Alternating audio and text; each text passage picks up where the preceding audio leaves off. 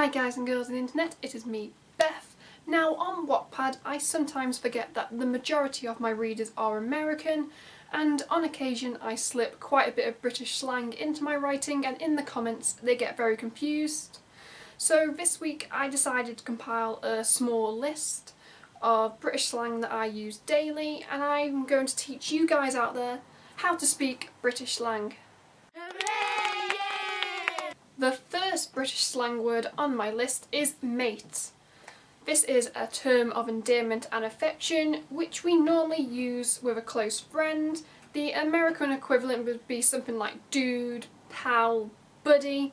In a sentence it is used, "Alright mate, I'm asking my friend how they are today."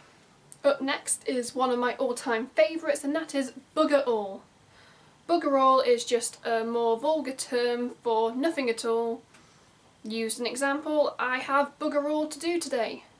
That means I have nothing to do today. Bugger all is definitely one that I use on a daily basis.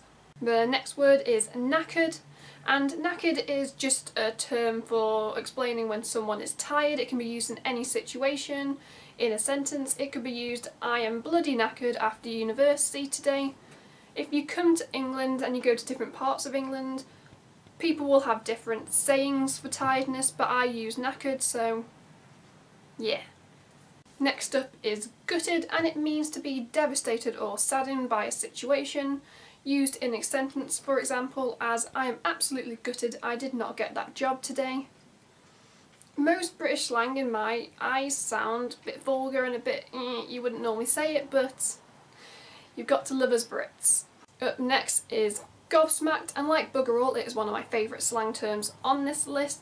It means to be shocked and surprised beyond belief. It literally comes from the term gob, which is a British expression for mouth, and the shock when someone punches or slaps you in the mouth. For example, in a sentence it would be used, "I am absolutely gobsmacked that my football team didn't win this week."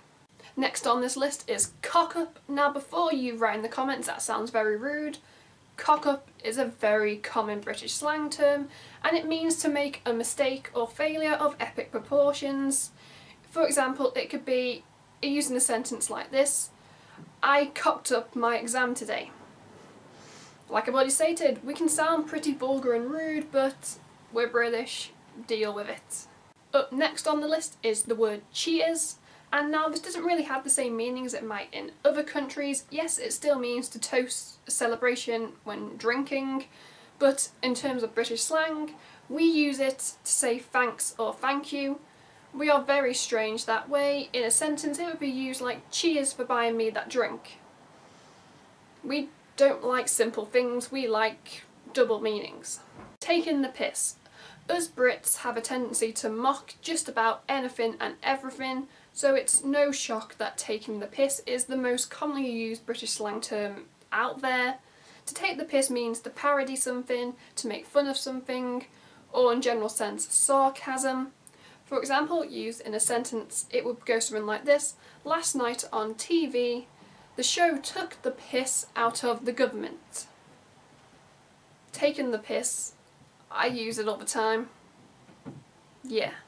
And to round off part one of this list is the term scrummy. Now in my eyes this is a very wonderful term. It is usually referred to food and drink, and it can mean tasty, delicious, or mouth-wateringly good. For example, used in a sentence, "Last night the roast dinner my mum made me was absolutely scrummy." So there we have it guys and girls on the internet. That was just my part one on how to speak British slang. I hope you guys learned something from this video. If you want to see me do a part two, or maybe different videos about British culture, feel free to talk about it in the comments below.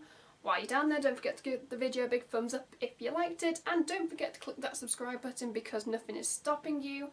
If you guys have any other slang terms that you like, feel free to share them in the comments below, or if you want to know what any of them mean, ask in the comments below and I'll be sure to reply to them as soon as possible.